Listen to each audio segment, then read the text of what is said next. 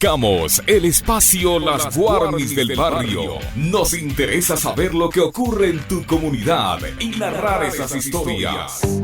Las Guarmis del Barrio, donde todos nos juntamos, hablamos, te contamos las necesidades y las iniciativas que ocurren en tu sector. Sofía Montoya y Denise Herrera son las Guarmis del Barrio.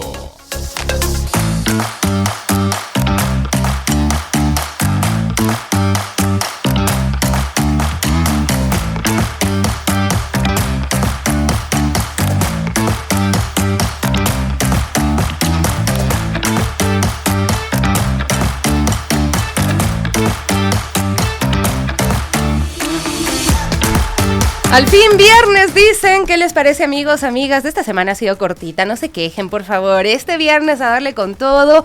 Y aquí estamos las Guarmis, hemos llegado, como siempre, con información y también con muchas reflexiones. Denise Herrera más adelante se suma con nosotros.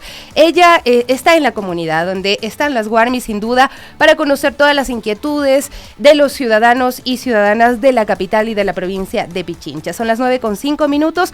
Vamos a darle la bienvenida a nuestra invitada el día de hoy, mientras revisamos también y repasamos lo que ocurrió el día de ayer en la audiencia en la que el juez Gallo llama a juicio a Germán Cáceres y Alfonso Camacho. Esto es lo que ocurrió el día de ayer. El juez Germán Gallo resolvió que el exteniente Germán Cáceres y el teniente Alfonso Camacho irán a juicio por el femicidio de María Belén Bernal, luego de revisar más de 100 elementos de convicción presentados por parte de la Fiscalía. El juez Gallo decidió llamar a juicio a Cáceres y Camacho como autor y autor por omisión respectivamente. Un tribunal deberá fijar a los jueces que tomarán este proceso judicial para avanzar con la causa. Elizabeth Otavalo, madre de María Belén Bernal, con la voz entrecortada, aplaudió la decisión del juez y aseguró que buscará alcanzar la pena máxima para Cáceres. Tenemos precisamente este audio donde la señora Elizabeth Otavalo nos cuenta cuál es su primera reacción, cómo se siente después de este llamamiento a juicio. Siempre con María Belén, y por Belén nadie se cansa, y por las que no tienen voz nadie se cansa. Hoy hemos dado el primer paso y nosotros, hablo de nosotros porque son el grupo de mujeres, las organizaciones, los abogados, ustedes medios de comunicación, hemos dado ya un primer paso y se ha logrado hacer un paso de justicia. Camacho y Cáceres pasan al tribunal. Gracias a Dios les comparto con humildad. Yo sé que ya no hay mi hija, pero esto significa que estamos avanzando en la administración de justicia. Se está haciendo justicia. Eli, sé que claramente es difícil describir lo que usted siente ahora, pero claramente se aboca una voz importante en las luchas feministas. ¿Cómo ha sido atravesar todo esto para llegar acá? Porque no ha sido fácil, ¿no? Más del 70% de casos de feminicidio no tienen ni siquiera una sentencia, Eli. Qué doloroso es tener que gritar, qué doloroso es tener que caminar y exigir justicia cuando es un derecho. Es un derecho que la Fiscalía y la Administración de Justicia esté de la mano de las víctimas y no tenemos.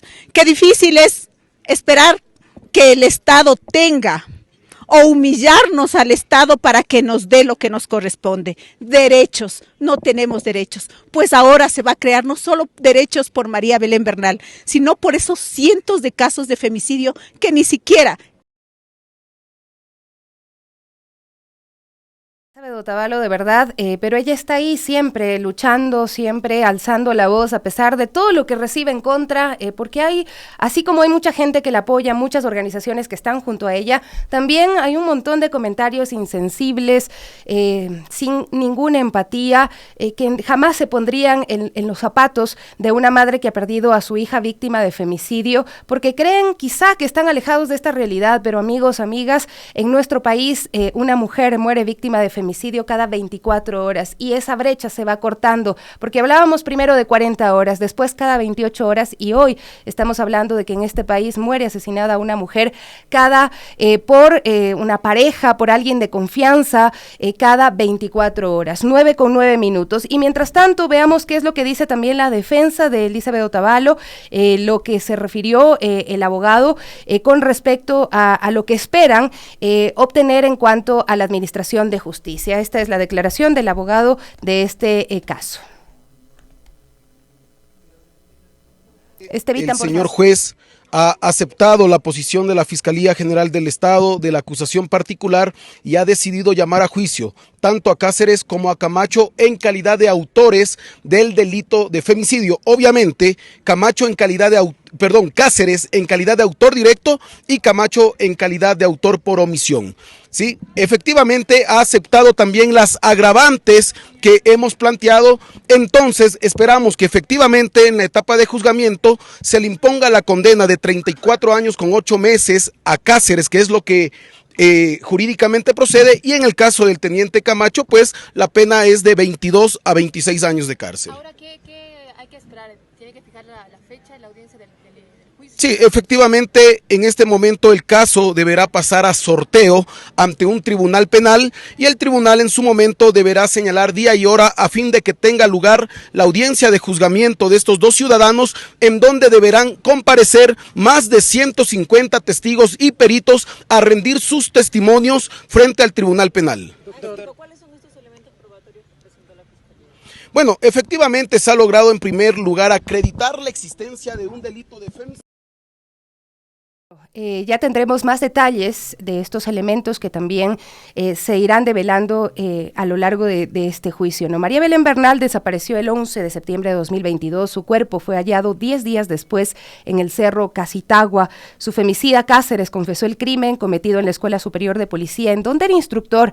Ella fue estrangulada y asfixiada según los detalles que se han podido conocer. La madre de María Belén, Elizabeth, ha reiterado también que el teniente Alfonso Camacho debió actuar y alertar sobre lo que escuchaba la noche en la que su hija fue víctima de femicidio. Gritó 7 veces, pidió auxilio e incluso dijo que le estaban matando. Él debió haber actuado, es lo que ha reclamado la señora Elizabeth Otavalo. Y les decía que en este país es tan fácil que maten a mujeres, y ahora mismo la Fiscalía informa hace tan solo unos instantes que la niña Aislinn Noemí, de 1 año, reportada como desaparecida el 22 de febrero, fue localizada esta madrugada durante un operativo ejecutado por la Fiscalía y la Policía en los recintos Magdalena y Tilimbela del Cantón Chimbo, en Bolívar. Dice, a la par la Fiscalía hizo efectiva la boleta de detención con fines investigativos contra el padre de la niña por el presunto femicidio de su esposa, cuyo cuerpo fue encontrado ayer con signos de violencia. Se le formularán cargos en las próximas horas, es lo que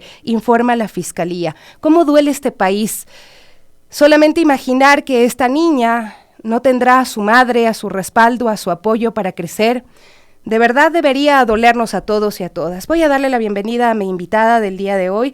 Muchísimas gracias. Cristel Freire está con nosotros. Ella se contacta y nos ha regalado un poquito de su tiempo desde Argentina para hablar sobre estos y otros temas, ¿no? Del tratamiento que se da a las mujeres que son víctimas de violencia en este país. Ella es periodista con un diplomado en perspectivas de género y otro también en defensa internacional de los derechos humanos. Cristel, muchas gracias por acompañarnos el día de hoy.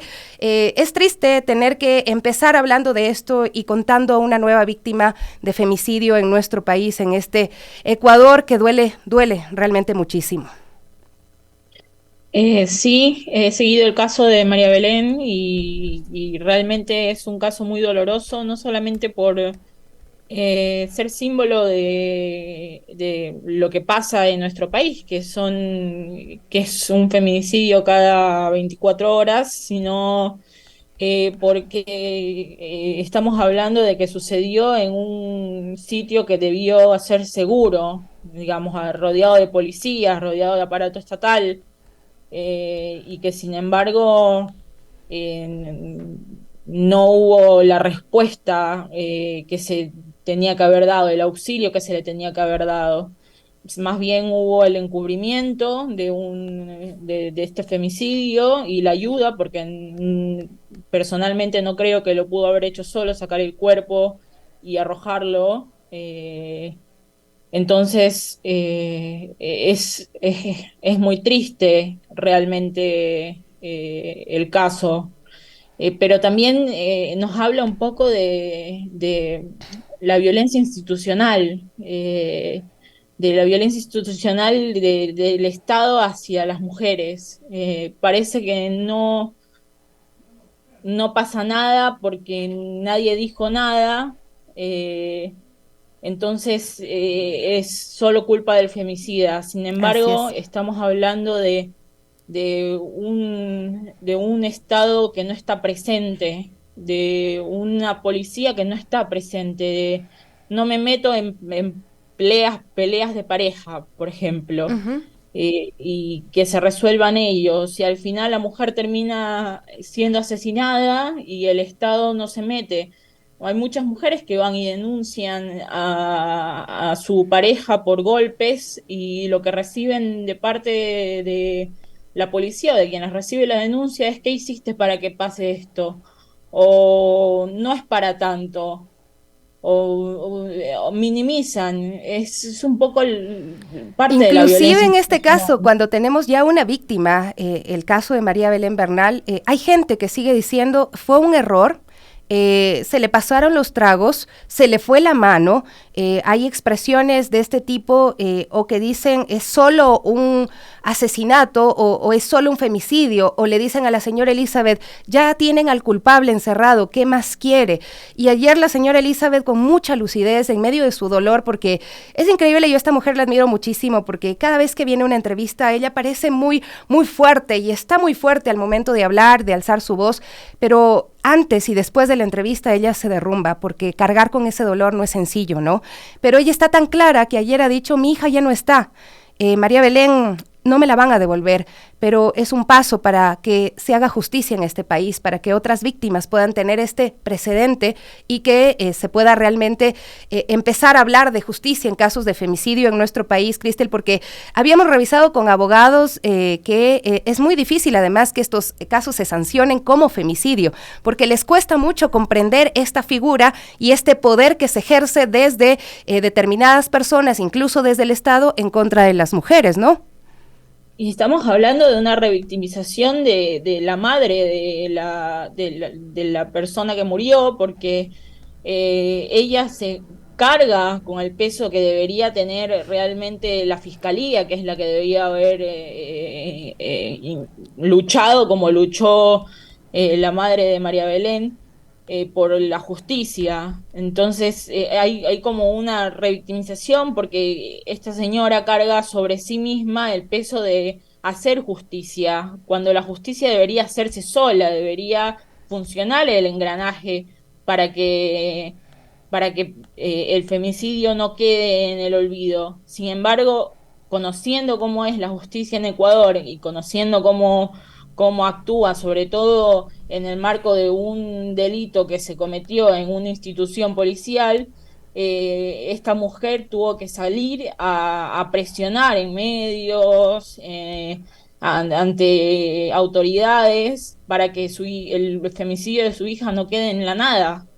Entonces hay una revictimización de esta mujer, porque no puede hacer su duelo en paz, no puede eh, eh, hacer su duelo, dejar a la justicia que haga justicia por su propia función, sino que tiene que salir a luchar. Y eso, si bien es algo admirable por parte de ella, es algo que no debería estar Claro. pasando. Es algo que debería ser ya asumido por la justicia, que no dejar escapar a Cáceres, no dejar en el olvido a las cientos de mujeres asesinadas en el marco de violencia familiar, en el marco de femicidio. Tú mismo decías ahora este femicidio de esta señora que deja a una nena chiquita, y el hombre se va, se esconde. Es terrible, Cristel, de verdad que es sorprendente lo que se tienen que enfrentar. Y yo a las personas que hoy por hoy dicen y les molesta escuchar la voz, los gritos, el que siga saliendo en medios de comunicación la señora Elizabeth, les pregunto qué creen que hubiese pasado si ella no exigía como lo hizo, si las organizaciones y las mujeres no la hubiesen acompañado en ese en esa lucha y en ese grito de ¿dónde está María Belén? Seguramente ni siquiera tendría el cuerpo de su hija para poder enterrarlo, para poder exigir justicia, ¿no? De la misma forma, si ella no hubiese dicho, estoy a punto de irme a Colombia a hacer el mismo escándalo que he hecho aquí, allá, para que Germán Cáceres sea atrapado, seguramente tampoco tendríamos a Germán Cáceres en este momento en la cárcel. Y si ella en este momento deja de hablar, si este momento ella se calla, seguramente no habrá ninguna sanción realmente ejemplar en este caso, y como ella ha dicho, pues bueno, ya dicen, tiene a Cáceres, deje en paz al resto y que la policía, su estructura y todo lo que pasaba en esa escuela superior de policía se quede ya en el olvido, ¿no? Es un poco para tratar de entender lo que está ocurriendo, y además cuando hablamos también del subteniente Camacho que ha sido vinculado, creo que es histórico el hecho de que él esté vinculado como autor por omisión, y nada más decir que existe el artículo 6 de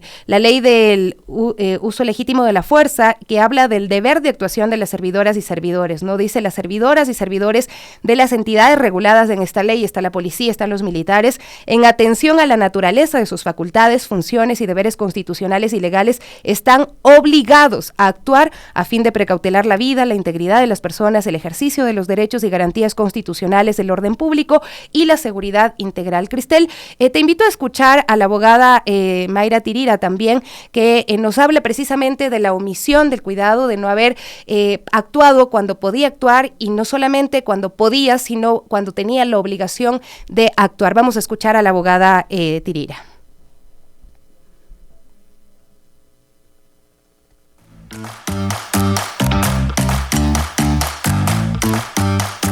Es bastante frecuente, incluso también en la doctrina penal y en la teoría penal, en relación a cuando una persona puede cometer un delito. Entonces, como explicaba anteriormente, un delito puede ser cometido tanto por una acción como por una omisión directamente.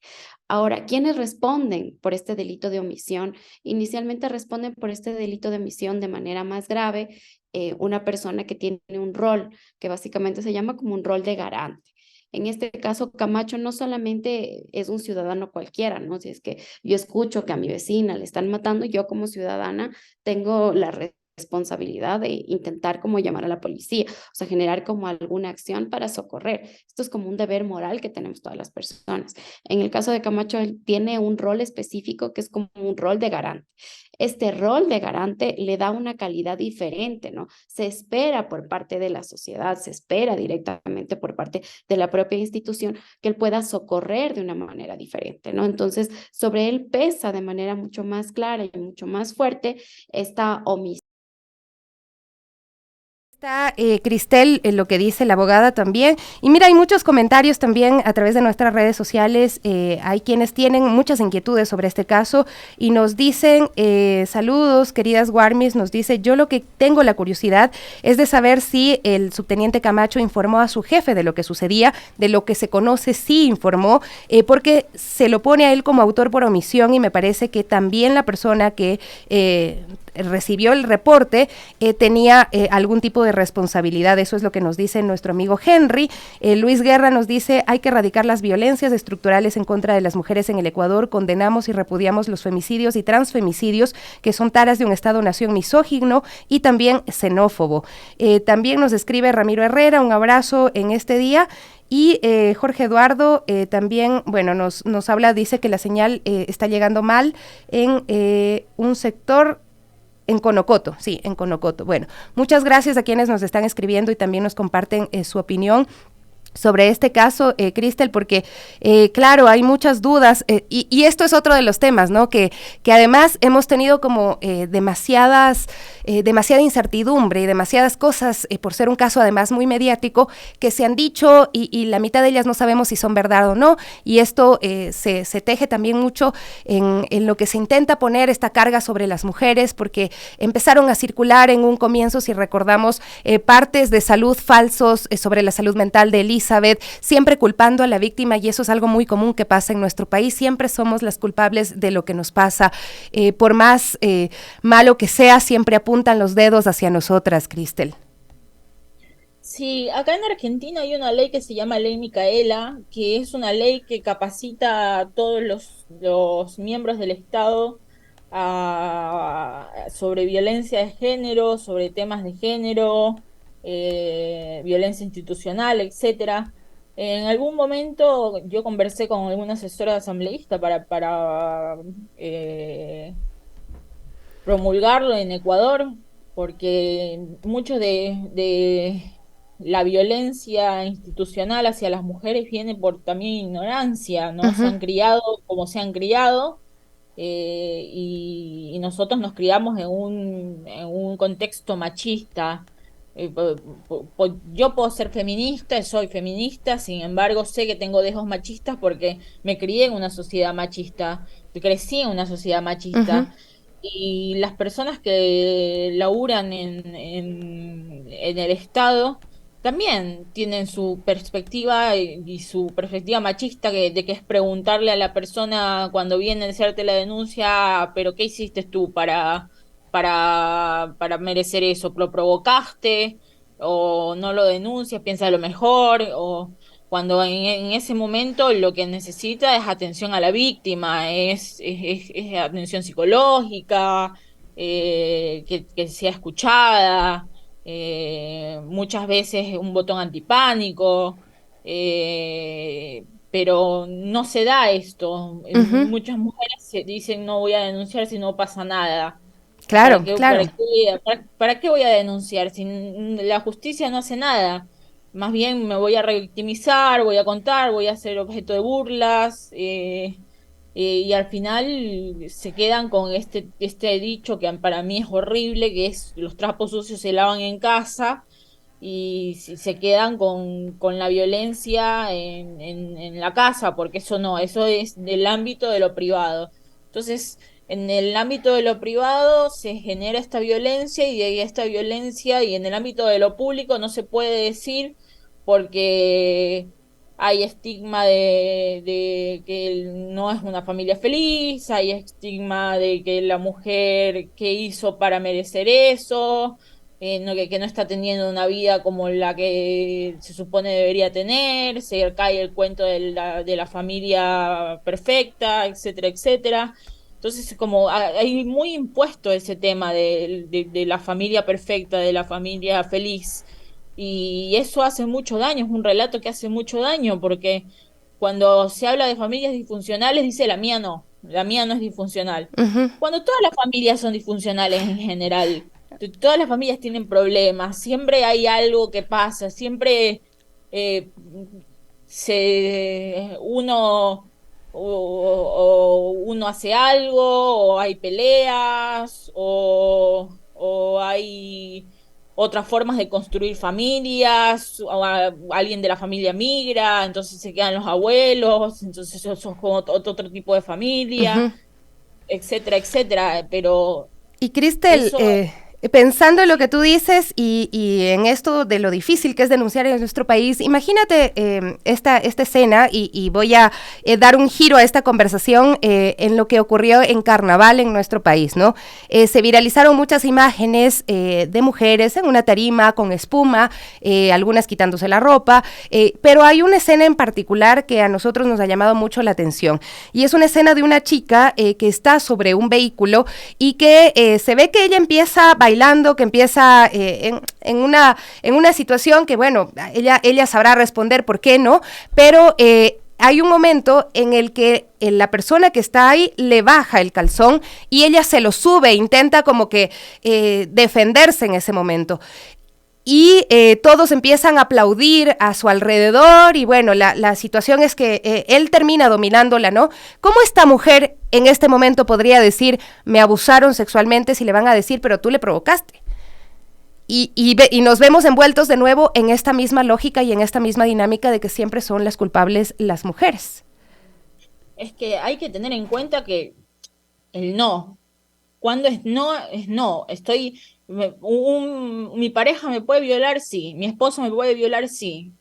Porque yo no tengo obligación de tener sexo con mi esposo, aunque estemos casados. Si yo le digo que no, es no.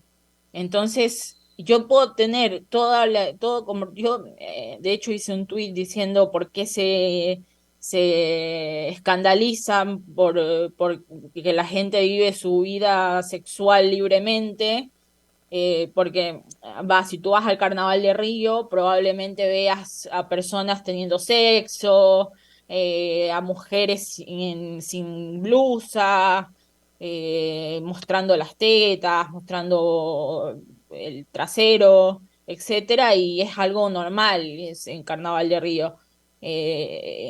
Acá, digamos, en el Carnaval de Salinas yo no llevaría a mis hijos al medio del Carnaval de Salinas del Malecón, porque sé que hay mucha euforia de gente bailando, sexualizada, y esta mujer en particular, probablemente alcoholizada, drogada, está en un estado de vulnerabilidad en el que si ella dice en este momento, ¿saben qué? Yo me siento abusada, me sentí abusada, es la obligación de la justicia es creerle, porque más allá de que si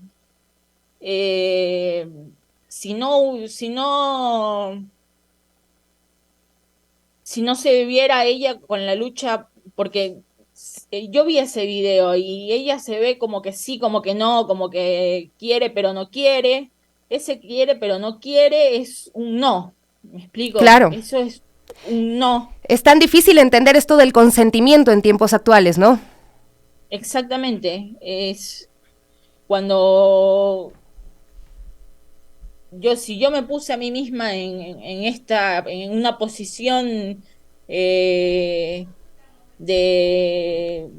vulnerabilidad, por ejemplo, pero ya no quiero estar en esa posición de vulnerabilidad, no quiero seguir con esto, o sea, ok, ¿saben qué? Sí, me trepé al carro, me saqué la blusa, la tiré por esto, pero no quiero que me toquen las tetas, o sea, no quiero que me toquen el cuerpo. Tienen que respetar mi posición de no querer que me toquen el cuerpo, aunque yo esté con el cuerpo desnudo.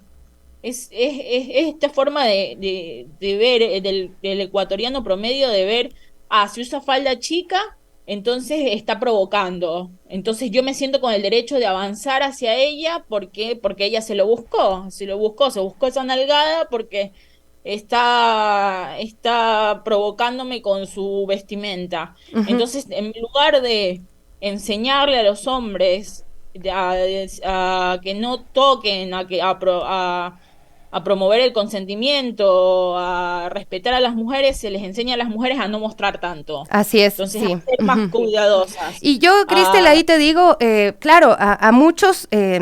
En primera instancia, ver esas imágenes seguramente nos causó muchos cuestionamientos internos, precisamente por lo que tú dices, que hemos crecido en estos constructos machistas en nuestro país y nos cuesta entender que puede haber otras realidades que están pasando en medio de lo que parece evidente, de lo que mis ojos están viendo, pero no sabemos lo que está sintiendo en este momento específicamente esta mujer. Quizá hay otros casos en que la chica se subió a la tarima y aupada por todo, se quitó la ropa y bueno, y como tú decías, quizá eso no molesta en el Carnaval de Río, donde buscan a las mujeres para verlas con poquita ropa, pero sí también les molesta que el cuerpo además no sea tan perfecto como el que quisieran que se muestre, ¿no? Porque esa es otra crítica, cómo alguien que no tiene un cuerpo espectacular va a sacarse la ropa. Y yo te lo digo porque inicialmente yo lo veo esto y también digo, ¿qué diablos les pasa? O sea, ¿por qué están actuando así?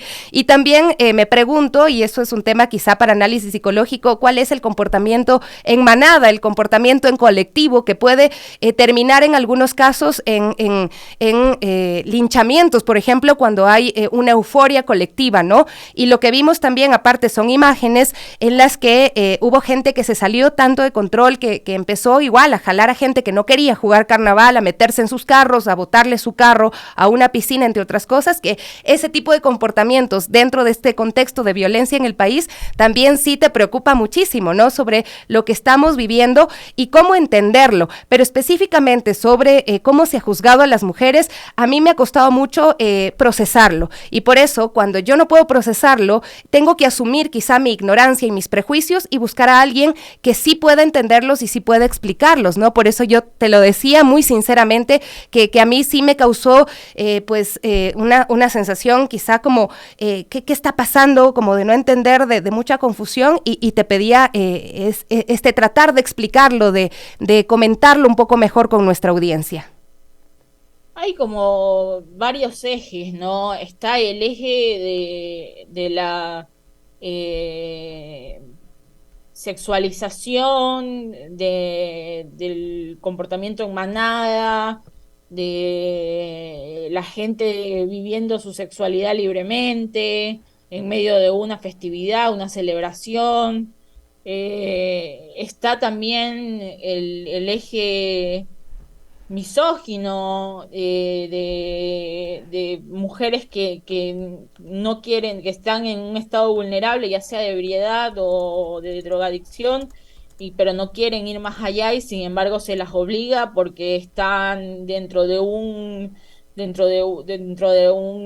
círculo donde impera la sexualización, etcétera. O sea, están el eje de los desmanes, el eje de los robos, que es violento. Sin embargo, para mí no es una sorpresa, porque vivimos en una ciudad, Guayaquil, que es violenta per se, o sea, que hay robos todo el tiempo, donde te pueden matar por un celular. Entonces, cuando te sorprendes porque hubo robos o violencia, bueno, no es una cuestión del carnaval, no es una cuestión tampoco, ni siquiera es una cuestión de la cosa en manada, sino es una cuestión que pasa, que sucede, que hay violencia internalizada dentro de el conjunto de ciudadanos que vive en Guayaquil, por decirte una ciudad, porque están otras ciudades también peligrosas. En este caso te digo Guayaquil porque es la que mayor conozco. Entonces, no es de sorprenderse. Ahora, no somos Sodoma y Gomorra, porque se habló mucho de eso, como Sí. Sodoma, Gomorra. Y yo quiero hacer ahí dos apartadas. Una, no somos Sodoma y Gomorra. Dos, hay mucha gente a la que le molestó que la persona que se desnudaba fuera gorda, la gordofobia. Entonces es una cosa, si hubiese sido Wild Dawn, con los cuerpos de Wild Dawn, estaría bien, porque son cuerpos que provoca ver desnudos, pero como son mujeres con cuerpos diversos, entonces está mal. Uh-huh. Entonces, estamos hablando de una gordofobia internalizada por parte de mucha gente que se comentó sobre el aspecto del cuerpo de estas mujeres. Y por otra parte, somos un país violento, sí, y eso es un tema de seguridad, un tema de educación también. Pero no somos Sodoma y Gomorra, no es que se nos fue digamos, la mano, y ya está perdido Ecuador por culpa de las feministas o de lo que sea, de los progres. Sí, también lo he leído. Sí, sí, más o menos eso es lo que se dice, ¿no? Uh-huh. Si todo es culpa de las feministas, todo es culpa de los progres, todo Claro. es culpa de de no tener una educación cristiana o religiosa, o donde Y la con, culpa y con mucha impera. pena de que María de Lourdes no pudo llegar a la cumbre de los valores. Sí. Por ejemplo. Cristel, muchísimas gracias por acompañarnos del día de hoy. El tiempo se nos ajusta tanto acá en radio, pero bueno, de verdad ha sido un placer conversar contigo y tratar de entender y reflexionar, porque quizá en este momento lo que nos queda, más allá de estar juzgando a quienes estuvieron en estos actos, es replantearnos a nosotros mismos qué pensamos, por qué lo pensamos y cómo deconstruimos también nuestros propios prejuicios. Cristel, un abrazo muy fuerte. Gracias por acompañarnos. Gracias a vos. Son las 9:39, hacemos una brevísima pausa y regresamos con Denise Herrera. Ella está el día de hoy en la comunidad para compartirnos también sus necesidades. Volvemos.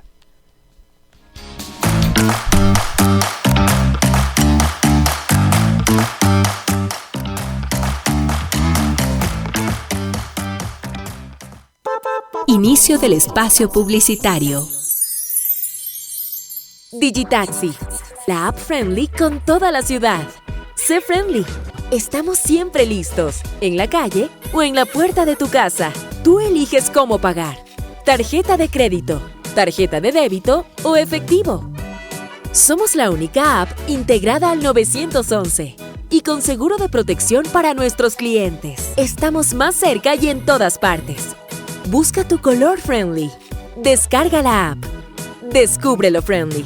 Digitaxi, mi taxi seguro. Digitaxi. Fin del espacio publicitario. Los sabores del mundo y lo mejor de la gastronomía son presentados por Diego Albán de lunes a viernes a las 11 horas en Buscando Guayaba.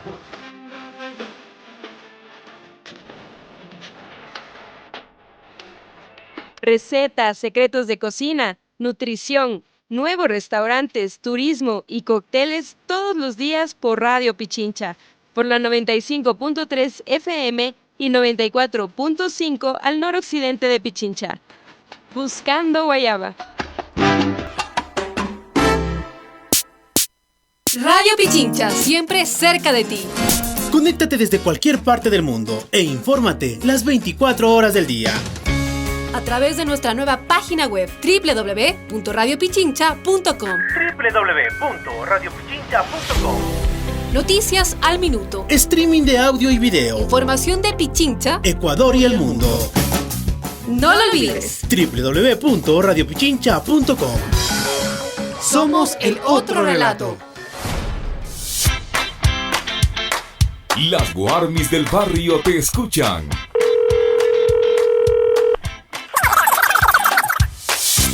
Al 3240-040 o 3240-050.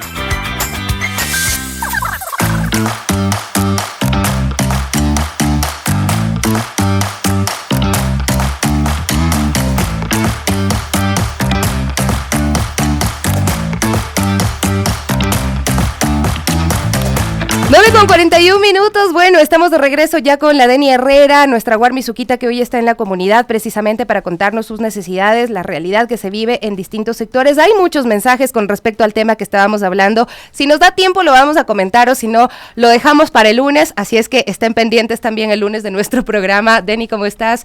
Buenos días, ¿cómo está nuestra gente linda de Quito?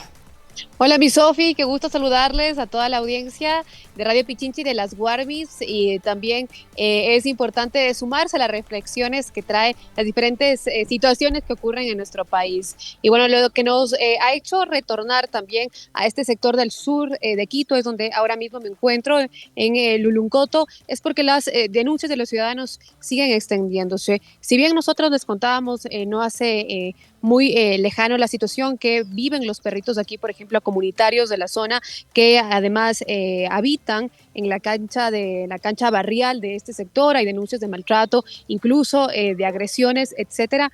Es algo que ha preocupado a los vecinos particularmente porque es un sector que existe una división incluso de vecinos, de organizaciones y de miradas aquí barriales, Sofi, que lastimosamente también profundiza estas diferentes visiones de vivir, porque además de esto se trata de una convivencia en torno a las situaciones del día a día. Por ello, estoy con dos vecinos, Mariana y Marcelo, que nos acompañan hoy, que han llamado también a las Warmis primero para comentarnos la situación propia del barrio, como el tema de inseguridad, la situación aún de los perritos que les contábamos acá de Luluncoto, pero además una situación con los malos olores y también las afectaciones que genera la contaminación que trae quien no conoce acá, la pasteurizadora del sur de la Vita. Así que, bueno, primero, Marcelo, usted nos comentaba algunas situaciones en relación también a la convivencia que tiene el barrio, ¿no? Sí, lamentablemente, señorita, nosotros creamos la organización Federico Páez para frenar un poco el abuso del Comité Federico Páez, que ha estado en estas funciones por 18 años. En especial el señor Cho es quien es el que manda en ese comité. En razón de esos abusos, de esa inoperancia, de que el barrio ha estado a la deriva sin ningún tipo de obra ni de nada, es que nosotros surgimos en protesta a eso. Yo soy uno de los fundadores del barrio, vivo aquí 62 años y me ha dado pena del barrio. Y es por eso que nosotros realizamos esta organización con aprobación de Armidubi, tenemos todos los papeles aprobados y sí, hemos hecho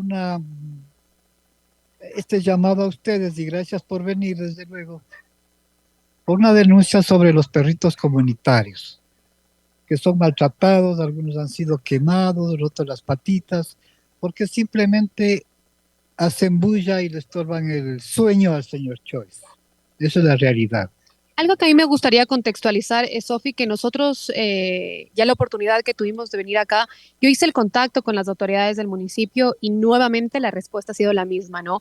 Ya le daremos el contacto de tal persona, finalmente alcanzo o logro hablar con alguien, pero siempre tienen cosas más importantes que atender los reclamos de los ciudadanos. Lo quiero agregar porque sí sería importante, porque hemos hablado con la Secretaría de Ambiente, hemos hablado también con la persona del Distrito Zonal, que esto es Eloy Alfaro, y asimismo con Urba Animal.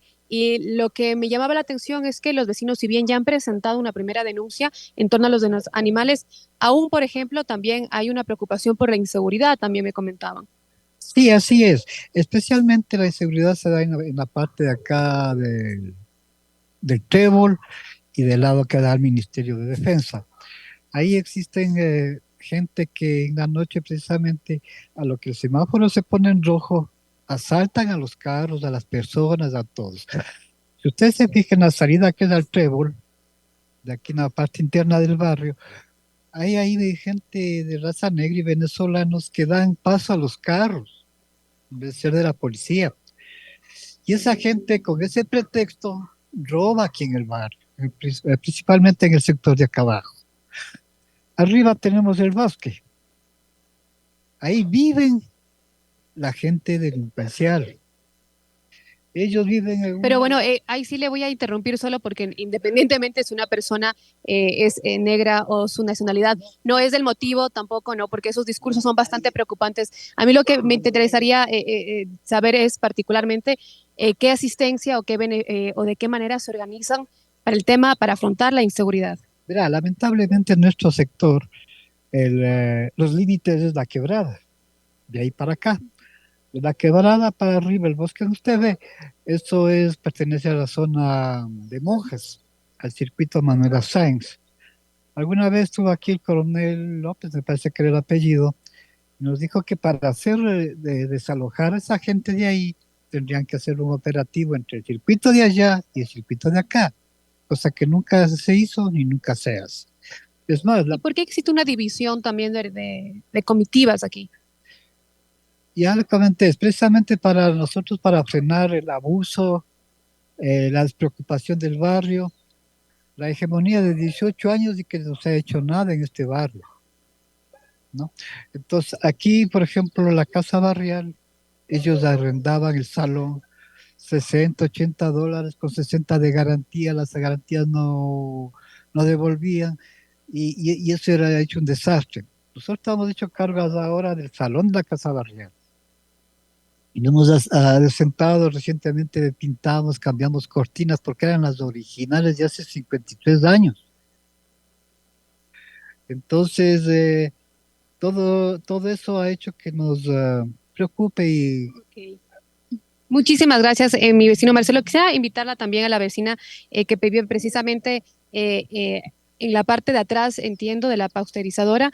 ¿Nos puede comentar un poquito? Porque precisamente también era una de las denuncias principales, Sofi, sobre la contaminación que están teniendo. Han tenido un acercamiento ya con la empresa, sin embargo, aún ustedes están bastante inquietos con el tema. Sí, muy buenos días. Agradezco de todo corazón que me han invitado porque yo soy la persona más afectada de aquí del barrio. Y si fuera tan amable, les invito a la casa para que observen y vean que yo no soy, como me dicen, que soy una sinvergüenza, que voy a pedir ayuda a la pasteurizadora. No es eso. Hasta me calumnian diciendo que a mí me han indemnizado con $100,000.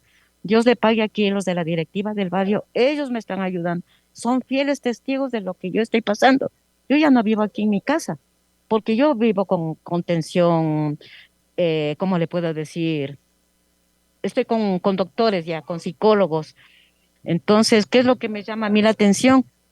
Que quiero que por favor a ustedes encarecidamente que nos apoyen, que vean por todos, pero en especial de mi persona, porque ¿Pero qué le está provocando en su hogar o qué ha ocurrido? fluido emana un olor fétido. Cuando hubo la explosión de ahí de una tubería en la pasteurizadora, tuve que salir corriendo porque me dio miedo. Eso era llenito de puro humo.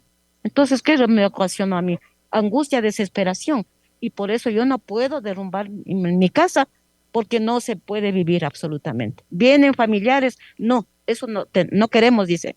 Nos da mucho miedo y ellos me están llevando porque yo no quiero ya los ruidos. Eso sí lo son, como que estallara una olla de presión. Llenito se sube el vapor que hay ahí. Entonces, como no hay quien me ayude, acá mi querido Marcelito, a él cuando hay alguna cosa, Marcelito, venga, vea, y él mismo ve y dice, no, Marianita, es verdad lo que usted estaba pasando. Entonces yo ya no quiero habitar aquí en mi casa. Nosotros hemos intentado también hablar con los representantes de la Secretaría de Ambiente, no hemos tenido una respuesta, me dijeron que están en un proceso de compras públicas y que no tienen tiempo. Usted también, Mariana, nos comentaba que tuvieron un acercamiento con la empresa, pero que no queda claro qué resoluciones o qué acciones se tomarán para que terminen estas afectaciones, ¿no? Lastimosamente, todas las diligencias que se ha hecho o que se vayan a hacer, nunca van a ser dadas, nunca nos van a dar oídos. Porque en el municipio, por ejemplo, hay las diferentes dependencias, ¿no? Entonces, váyase ambiente, váyase acá, me voy a ambiente, váyase por allá, pero ellos jamás me van a dar una solución. A mí ya me dijeron, vea, desista de eso, ellos nunca le van a dar una. Entonces, es por eso que nosotros teníamos unos videos, no sé si podemos pasarlo. ¿Nos puede explicar de qué se tratan esos videos? Los estamos pasando, Denny, los estamos pasando. Precisamente lo que nos compartió ahorita mismo de la pasteurizadora. Sí, se ve esta nube negra tremenda. Lo que pasa es que la pasteurizadora Quito antes era dueña del municipio también. Esos son los videos que me pasó usted mismo, Marcelo. Exactamente, hubo una explosión que según los señores fue por una inyección de combustible de más y que rechazó el caldero esa demasiado de combustible y comenzó a salir todo este humo que usted ve. Ahora, nosotros tuvimos una reunión con estos señores y nos dijeron que ellos tienen 3 calderos ahí, que los unos eran del 92 y los otros del 2018. Pero ¿qué pasa? Nosotros averiguamos a la proveedora de los calderos de la pasteurizadora y nos manifestaron que es de 1983 los 2 calderos. Usted comprende una vida útil de cualquier bien y cuando es maquinaria la ley dice 10 años, pero en este caso los calderos tienen 10 a 15 años bien mantenidos, pero no en la forma que Claro. Bueno, Sofía, esta es la radiografía que hacemos también expandiendo un poco la situación en el sur de Quito, particularmente en Luluncoto. Todavía sigue esta preocupación de los vecinos, primero por los perritos comunitarios, sobre las agresiones, sobre el maltrato animal que están sufriendo. Por otro lado, también la situación de la pasteurizadora y la inseguridad, que lastimosamente es algo que nos preocupa a todos, ¿no? Muchas gracias, Denny, y a los vecinos también. Pues hay que seguir exigiendo alguna respuesta también de la pasteurizadora y, por supuesto, de la Secretaría de Ambiente acá en la capital, además de Urbanimal, que también tiene competencia sobre el tema de los perritos callejeros. Te mandamos un abrazo muy fuerte desde acá, y se ríe mi invitado porque él es parte de este grupo teatral tan conocido y tan querido en Quito, que es precisamente Los Perros Callejeros. Sí. Gonzalo Cisneros está acá con nosotros. Buenos días, Gonzalo. Muchas gracias por acompañarnos, y bueno, nos quedan unos minutitos para hablar. Quisiéramos hablar siempre de los perros callejeros porque son realmente muy icónicos de Quito, muy representativos de la cultura de Quito, pero también queremos conocer cuáles son sus propuestas y sus expectativas en torno a esta transición que se está dando en el municipio, y en el tema del arte, qué es lo que puntualmente se necesita. Muchas gracias por este espacio. Bueno, nosotros venimos haciendo trabajo desde el año 1992 como perros callejeros. El año anterior estuvimos cumpliendo 30 años. Estos 30 años hemos resistido, hemos persistido, hemos trabajado, hemos experimentado, hemos estudiado, entrenado para llevar siempre a la calle, a los parques, a las plazas, a los pueblos alejados, teatro, música, artes escénicas trabajadas, digamos estudiadas, con buena factura, que pueda acceder la gente del pueblo, la gente de la calle a espectáculos que tengan un trabajo, ¿no? un nivel de calidad. Entonces, esta experiencia nos ha llevado a conocer la problemática que se da en el espacio público sobre la difusión de las artes, especialmente de las artes escénicas, que es lo que nosotros nos especializamos. Entonces, vemos un abandono total, sí, de parte de todas las administraciones que han pasado. Vemos cómo se gasta el dinero en diferentes programaciones y todo que sirven más como propaganda, digamos, del trabajo que están haciendo los burgomaestres de turno. Vemos como las amistades siempre se repiten y se repiten y se repiten durante varias administraciones, y son los mismos que se quedan y que reciben los recursos, los ¿no? recursos, exactamente. Y como le decía, le contaba, en la calle, ahora que pasamos una pandemia y que después de la pandemia la gente se dio cuenta de que es necesario salir al espacio abierto, es necesario recrearse para curarse socialmente, para curarse espiritualmente, no ha habido nada. Nosotros desde el principio hemos puesto proyectos, por ejemplo, para que en los parques, no en todos, en los parques principales, simplemente un espacio donde se pueda difundir las artes escénicas, un espacio que esté mínimamente equipado con un pequeño equipo de sonido, con una programación, ¿no? Con una seguridad, porque la apropiación del espacio público hace que todo esto, la delincuencia, la violencia y todo esto se vaya para otro lado. Tenemos una denuncia puntual, por ejemplo, lo nuestro que pasó en el Arbolito en el tiempo de la cuarentena.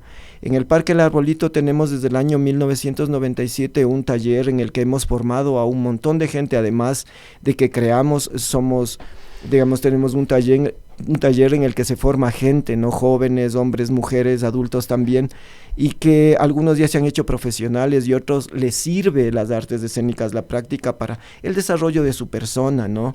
Entonces, este espacio en la cuarentena hicieron el municipio de Quito y el núcleo de la Casa de la Cultura hicieron un albergue para indigentes. Se acabó la cuarentena y les dejaron a ellos afuera. En el Parque El Arbolito se hicieron unas 20 casuchas. Y bueno, se pegaron luego a nuestro taller y sucedió lo que les habíamos advertido. Le advertimos al administrador del parque, advertimos a la policía, a todos. Ustedes perdieron todas sus cosas, Nos robaron todo.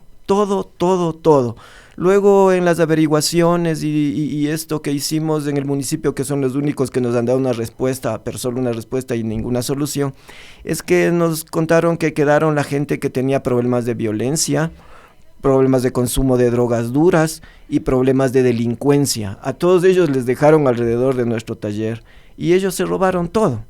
Entonces esa es una cosa puntual en la que nosotros no hemos podido salir de esa brecha, porque fue una pérdida grande, grandísima, sonido. El trabajo de toda una vida, ¿no? Sí, nos robaron todo. Entonces, aparte de eso que es particular, hay toda esta problemática, ¿no? El trabajo popular. Y luego intentan ustedes trabajar y hay esta disputa del espacio público, por el espacio público. ¿Con quiénes la disputa? Con los curadores de arte que ahora se llaman policías municipales, por ejemplo.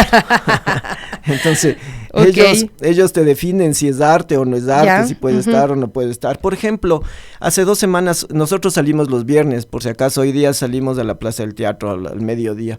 Hace 2 viernes nosotros salimos y ni siquiera la policía municipal, sino un guardia del Teatro Sucre salió a decirnos que los directivos del Teatro Sucre mandan a decir que nosotros no podemos estar ahí, que está prohibido eso y que van a llamar a la policía. Nosotros les dijimos lo que les hemos dicho a toda la gente, ¿no? Nosotros antes que los directivos lleguen ya estábamos, cuando están los directivos seguimos y cuando se vayan vamos a seguir estando, porque el espacio público nosotros lo requerimos para construir, para que el uso del tiempo libre sea positivo.